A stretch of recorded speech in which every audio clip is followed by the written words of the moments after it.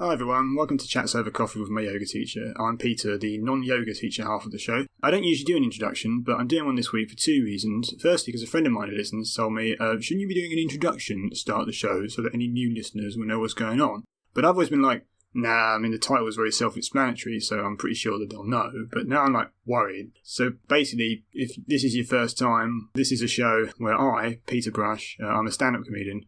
At least I was. I mean, I will be again one day. But for anyone listening to this in the future, we're currently recording during the COVID-19 pandemic, and I'm not allowed to perform widely in pubs and clubs and theatres, which I used to do, and I was damn good at it.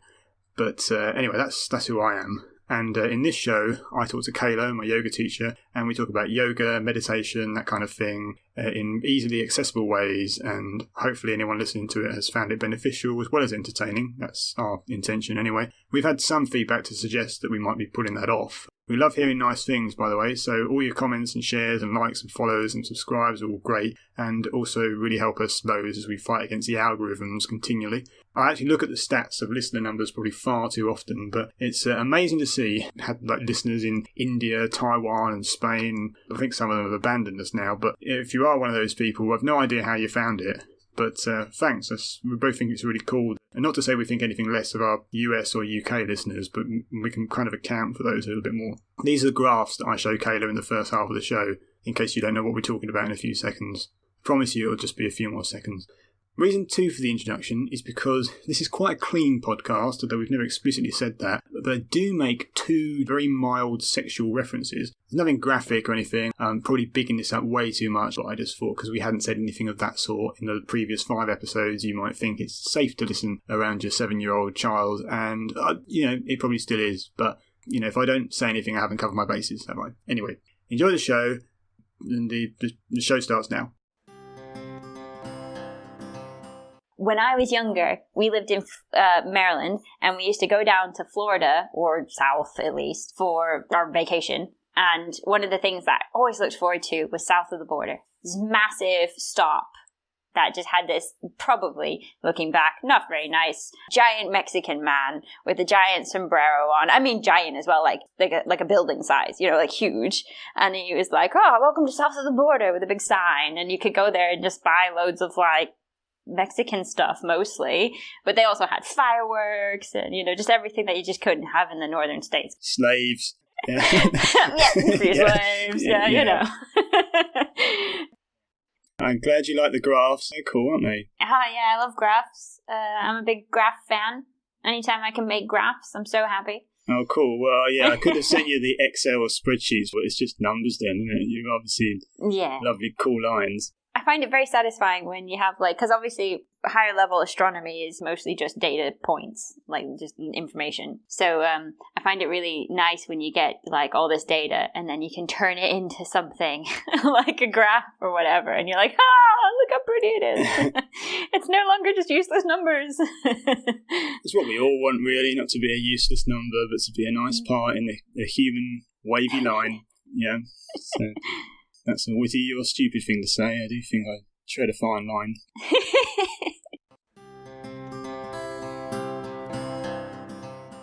So I don't know if you know that I was homeschooled. No, I didn't know that.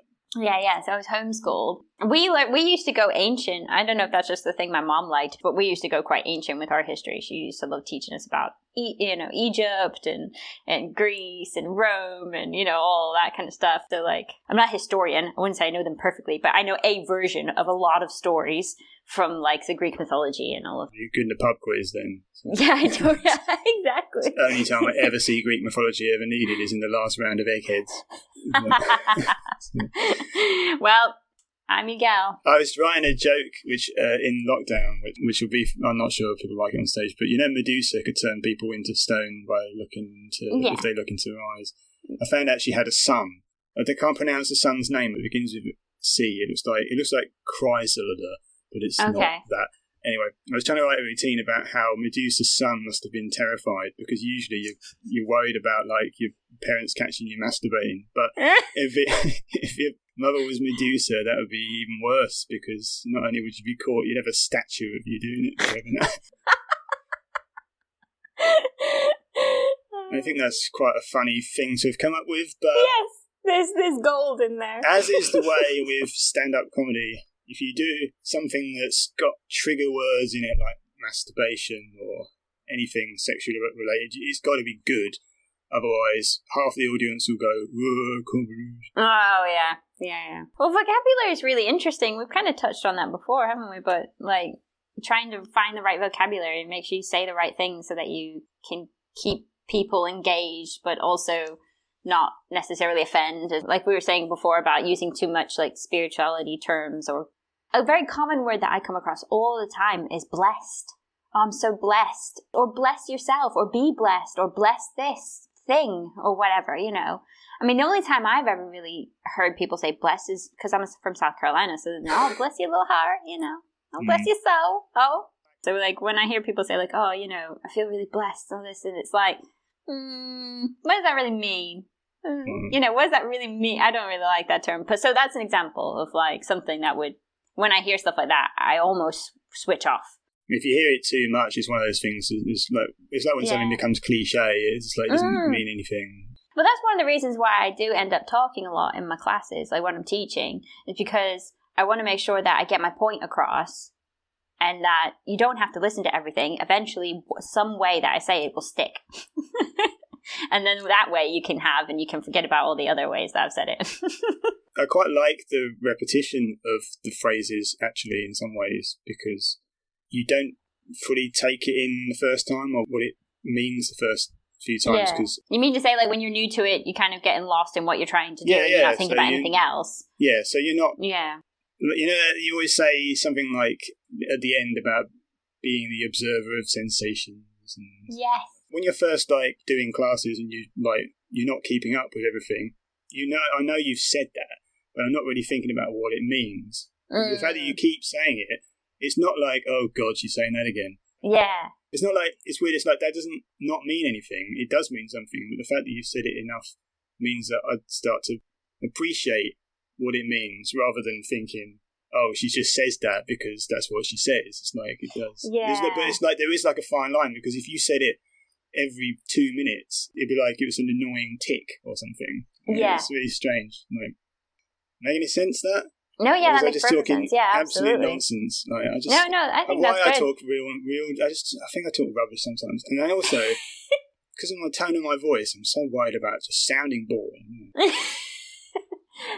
I don't think you sound bored, but I will say this: I have someone to really gauge this against. So I don't know if I've told you this story, but I used to, when I worked in the offices, there was one guy who, we had this big meeting, and he used to tell, you know, really interesting stuff because he's working on building the website and stuff. And so it was actually really interesting. And then when he stood up and he started talking, he really missed his calling. He definitely should have been telling bedtime stories or something, because it was just instant. Like, he had such a relaxing voice, but it was like, and then we're going to do this. And I can't even do it. It was just amazing. We always used to joke about it. He knew it. It wasn't a secret. He knew it. It's like giving a really, really untalented comedian the best jokes in the world. It doesn't matter. Like, it's the way you say things. Definitely. And I hope that that's what's going right for me in my yoga sometimes. You know, like, it's not necessarily what I'm saying, but how I'm saying it, you know? Yeah, I think you're right. I think I don't know, you're not, like,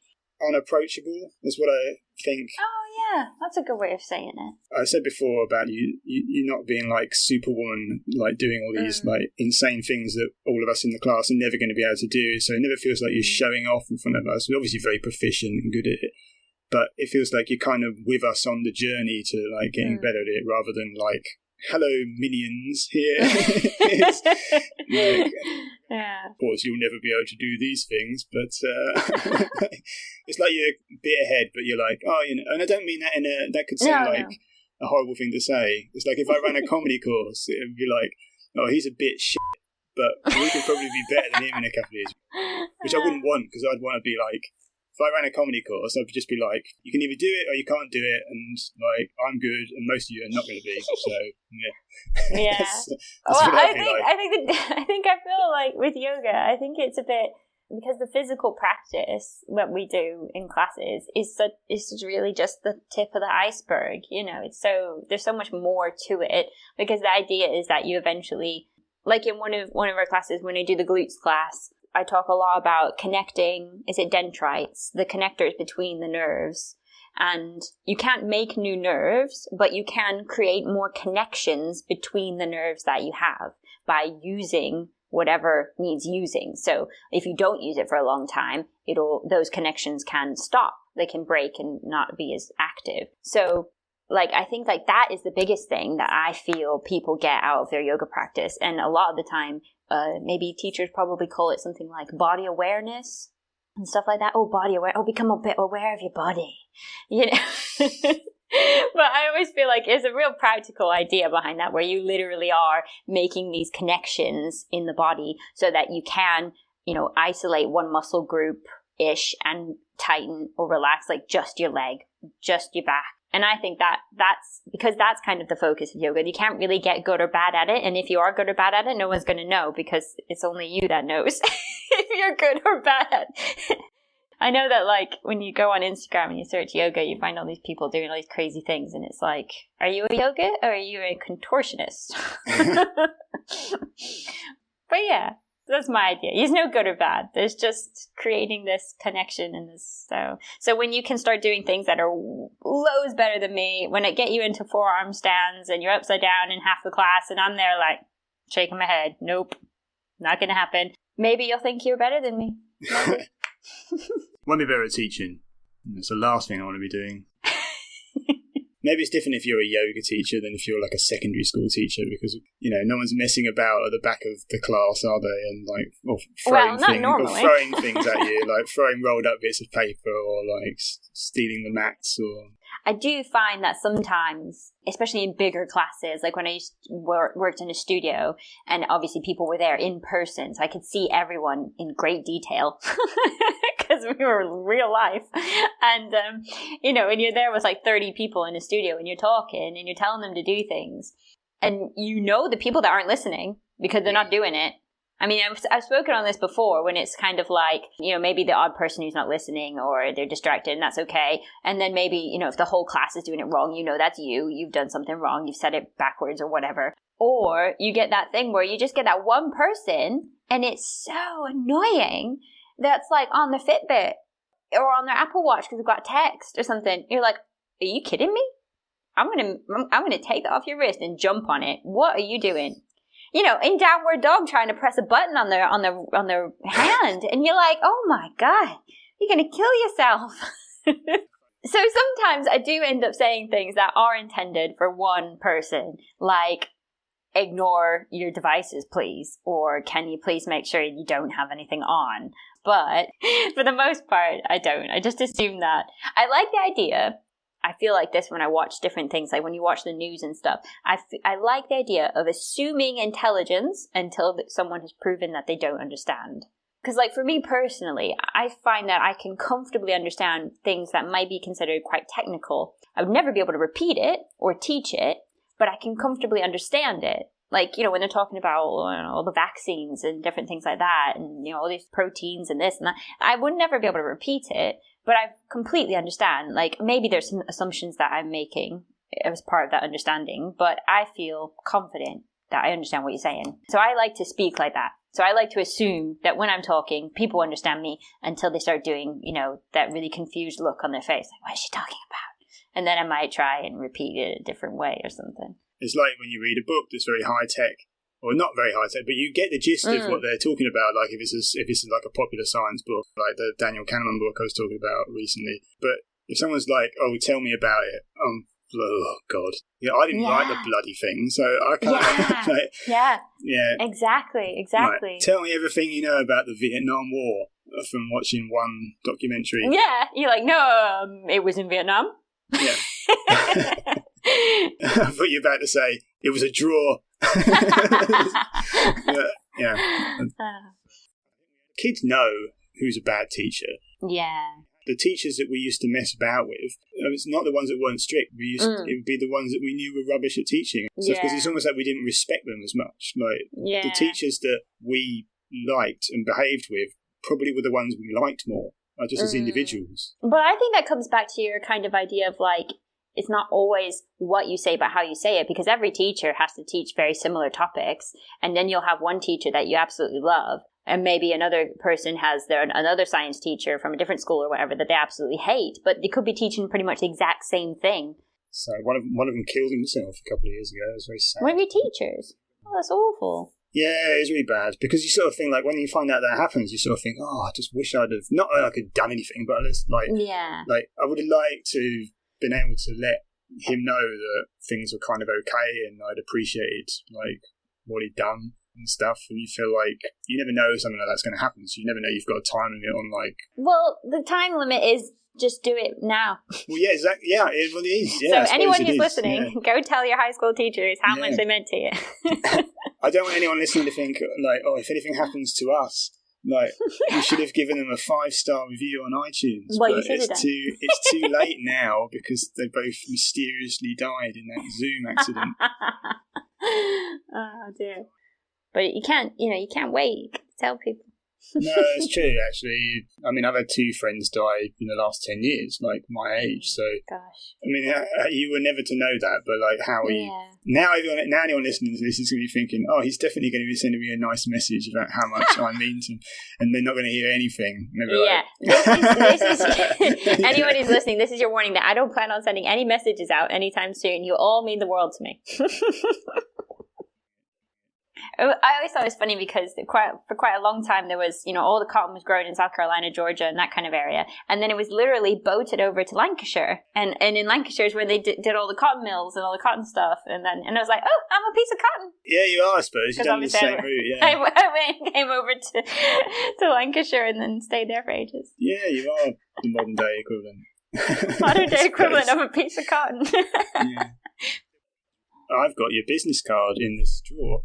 I noticed the other day. Have you really? Yes, I do, because you handed them out at the end of that class, the first one. I don't know whether it was in the first one that you covered, or I feel like it must have been, because there was a big swarm around you. Pre-COVID.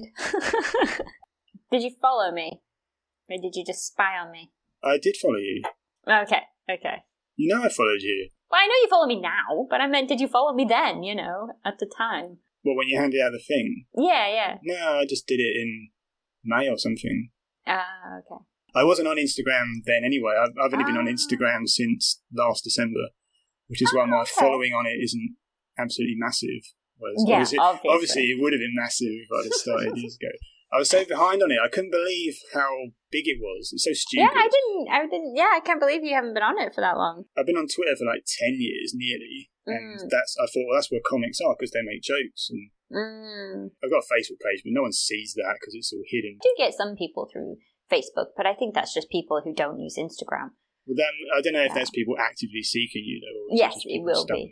Yeah. It'll just be that's the format they use to actually find things. Because when I used to do shows, especially when I was doing tour support, and I could be like, follow me afterwards, I probably did get an older demographic following on Facebook, but most people would come through on Instagram. Which is weird, because I feel like I'm a Facebook native, but I'm not old. So how did that happen? When did all the old people get on Facebook?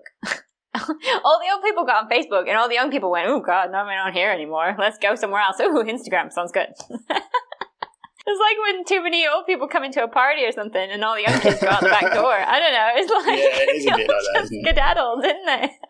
It just got too big, so everybody's on it, and people don't like everybody being on it. People like being part of an exclusive club for people like them, not, about 20, 30 people see my posts on Facebook, and it's the same people all the time. I'm probably related to half of them. Yeah, and I don't want them to see stuff, not because I don't like them, but I just think they're not the people that need to be won over by anything. Family are going to like anything that I do. Yeah. My mom always gives my things love hearts. I was trying to write a joke about that, which, I might include this if you laugh, but it might be one of those things that misses the mark a little bit. But okay, I have to make sure I laugh now, because you told me I have to laugh. No, you don't have to. Don't force yourself to, because it's just testing. Okay, you can't see me then. So then you can... so then you can't see my reaction, so then it will be genuine. I built this up too much now. Dooms to failure. But I just thought, you know how, your parents will probably encourage you too much, when you're not too much, because, you know what I mean? If you draw a really rubbish painting when you're a kid, and they're like, oh, that looks great, oh, it's really good, you're very talented, even though it looks awful. That's because they're seeing you through, a mother's eyes or whatever. Yeah. Objectively, it's rubbish, you're not going to be an artist. But if you just listen to their opinion all the time, it'll give you too much of a sense of like that you'd think you were a lot better at something than you actually were. Like you might end up growing up thinking that you were a great artist or pianist because your parents kept saying how good you are at something that you're objectively quite crap at. So I thought, you know how Oedipus was married to his mother? Do you think that he thought that he was like really, really great in bed all the time? But objectively he's actually really bad in bed, but he just, because she would just praise him too much, you know. That's so horrible. Oh God. It is funny, isn't it? It is funny. I did have one more thought the other day that I don't know if we really have a lot of time. I don't know how much time you have now. Well, I don't have a limit, but you presumably have got a class? Yes, I do have a class this evening. So I want to be at the max, maybe another 20 minutes. That's fine. I mean, often what happens is you say, I've got to be off for whatever, and then 20 minutes after that's on. Yeah, I'm going to have to be a little more strict about this. So when I say 20 minutes, I really, really mean 20 minutes. And also, it's like I'm not going to talk to you again anyway, is it? So if we miss saying something off, I'll just write it down. Just write it down. And Message it to me. I won't keep interrupting like this so that you don't get to say the thing that you were planning to say. Okay. So what I was planning to say was, I think that there's this big push here, especially in England, but maybe more in the West in general, about mental health. And like, oh, if you feel like you have a problem or if you feel sad or if you feel things, don't hide it, don't be ashamed, talk about it, find people to connect with, loads of help numbers, especially for things like loneliness and stuff like that, especially now that we're around winter and there's a lot of like it's dark, it's cold. And we're probably in or going to be in another lockdown soon. So there's a lot of like emphasis around this kind of like, talk to us if you're not feeling well kind of thing. Just like if you had something wrong with your body, you would assume that after a little while, if it didn't get better, you'd go see a doctor. It's the same kind of thing. And they're trying to emphasize that with your mind. And I think that's fantastic. Obviously, that's really good. Your mental health, as a yoga teacher, your mental health is completely 100% connected to your physical health without a doubt. That's why you get tense when you're angry or sad or cry or what, things physically show up in your body. Every emotion you have shows up in your body in some way. But I think that there's not very much out there on preventative mental health. So like, it's like saying, I've broken my leg, I've broken my arm, I don't feel right, I feel a bit sick, right, I'm going to go to the doctor. It's like, well, you should have gone to the doctor with the first problem and not waited till the 10th one, It's the same kind of thing. As soon as you feel a little bit bad, there should be known things that we can do to like help us make sure that we're all right. So like there's this kind of like perspective around mental unwellness, when really it should be about mental wellness. Like, what do you do every day to make sure that you stay happy? What do you do? What's your way of finding balance in your life, whether that's your work and life balance or your kids and your life balance? What do you do to keep yourself on a steady state of okay, at the very least? Like you were saying about being content, but you can't be like really depressed and then get a shower to make yourself content. It's like you need to get a shower every day then, or whatever, You don't to make yourself. I don't go anywhere. Nobody smells me. So, but you know what I mean. Like, I don't feel like there's a lot out there in terms of the preventative side. But I think that yoga could be that if people came at it from that point of view of like, stepping into a space, like you're saying with meditation, stepping into a space where you just sit down and then that prevents you from feeling bad in the future. Just like when you eat healthy, it stops you from, having problems with your body later. And I think there's not enough emphasis on that side of mental health. I think that's right, because I also notice that when I'm not doing things, then it starts to slip. You know what I mean? Like if I have a couple of days off, either running, meditation, or yoga, then I start to feel a bit. I remember a couple of months ago feeling quite miserable one day, and then I went for a run, and the endorphins must have sort of sorted something out. And I came back, and I thought, partly I was thinking, oh, good, I did that, it sorted it out. But the other part of me was thinking, great, so I'm chained to that forever. That's it. I'm going to have to run every day now. I don't want the emphasis to change from doing yoga every day. I mean, I was going to ask you at some point how many days a week you should be doing it. I feel like I don't want the emphasis to change from feeling good after doing a class, like the first however many months, was always feel good after class. Apart from the time I felt dizzy once, that's like 1 in 300 times. Is coming out of a class and not having felt really good afterwards. But now I'm worried it's like turning into like, it's at the stage where just if I don't do it, I feel a bit rubbish rather than like feeling really good. Do you feel like that's just mental rubbish? Like when you say you feel a bit rubbish, it's just in your mind, like it just is probably mental. I think, but I think that's partly down to the fact that you feel like you've wasted time sitting around sometimes as well. It's not. Well, I think even if you didn't practice yoga, if you sit around all day and you don't do anything, people who say, oh, I didn't do anything, and then they've like, I don't know, vacuumed their house and cleaned it from top to bottom and vacuumed out their car. It's like, you did loads today, so don't say that. But like, if you actually did nothing and sat, even if you did loads, but it was all on a computer and you did loads of work done, absolutely smashed it out at work today, but you were literally sat all day on your computer, I think that has an effect. You need to move. And then specifically with yoga, the more you practice yoga, the more you miss it. Yeah, I think so. I'm having a week off this week, though. Oh, yeah. Yeah, because did I tell you a couple of weeks ago my shoulder felt a bit weird? There was like something twitching in my shoulder blade, and I was doing my classic, like, instead of thinking, oh, I've done something in class and needs rest for a few days, I immediately went to worst case scenarios, and I thought, well, that's definitely some degenerative neuro problem. Oh, dear. It's like, oh, I'll be dead in a year. And, and so I feel like a hypocrite for saying I can sort of recognise thoughts and sort of not engage with them so much, but it's easier to do that when they're just like depressive, anxious thoughts about existentialist stuff or like worried about death or the future. It's much easier to deal with those. When you're actually feeling something physical, it's a lot harder to put it out of your mind. But I knew psychologically I was making it worse, because it was, when I'd think about it more, it would feel worse, and then it would seem to move all over the side of my, and I was just driving me nuts. Yeah. I do that all the time. I do it sometimes with part of my head. I've done it with parts of my leg and so anyway, I think I need to rest it. I have similar problems. So I have a thing in my back that flares up every now and then. It's a right. You know how the muscles that line the spine, it's not actually, it kind of attaches and goes around, but you know, you can feel it with your hand as if it's like a big chunk that lines the spine down each side. Every now and then they just decide they're just going to go tight. Like, just like, as if they're engaged, as if I'm leaning over or something. And it's just like, you know, a 3-inch by 2-inch piece of muscle on my back that's just like gone hard as a rock. And it's like, what are you doing? That hurts. I don't know 100% what it is, but I have found that specifically with that, my yoga doesn't make it worse. So I just carry on with it. What was weird is I actually felt, and whether it's because my mind was being taken off it, in classes and probably afterwards, I felt better. Yeah.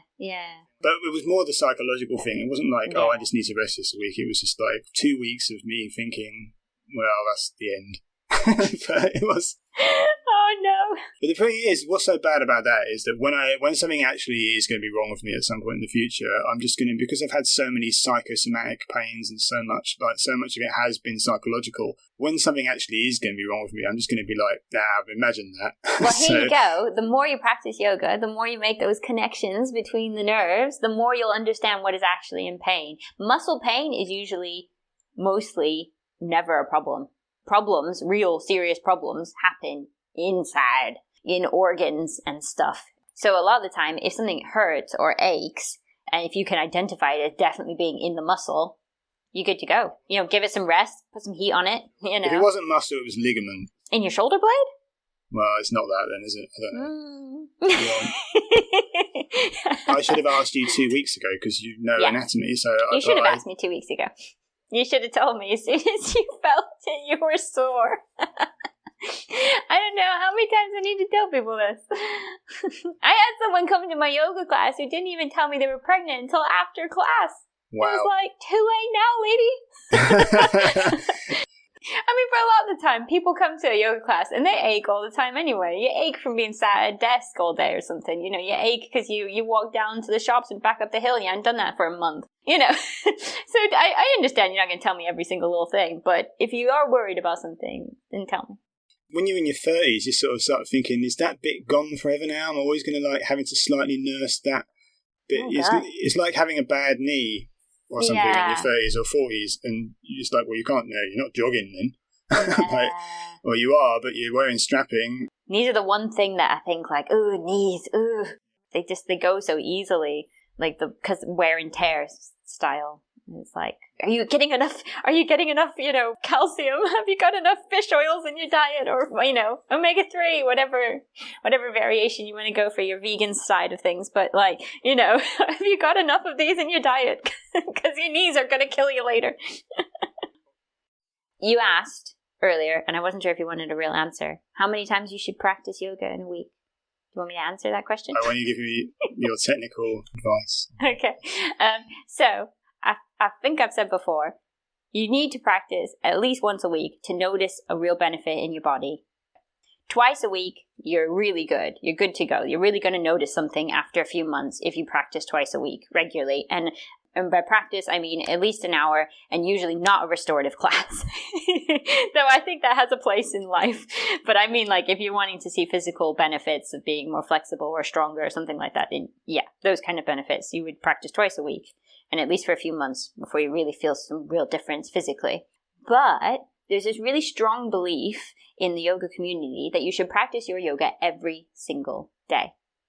And I personally feel like that's unrealistic and brings about feelings of guilt and sadness when you miss a day, or when something comes up or you don't practice, or you start questioning how long is a practice. If I do 2 sun salutations, does that count? And then you start trying to quantify what your yoga practice is. And do you have to be in a yoga class every single day? Or can you just whip out your mat for 5 minutes in the living room?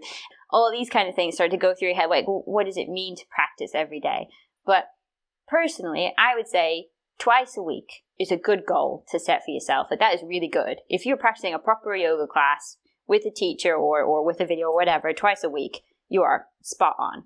Any more than that, then it's just up to you. Don't feel like you definitely don't have to practice hard classes every day, for sure. If you want to, what I do with my Wednesday class, lunchtime Wednesday is restorative, and you just lay there over a bolster. It's like, ha ha, I'm practicing yoga. I'm so floppy. I got exercise today.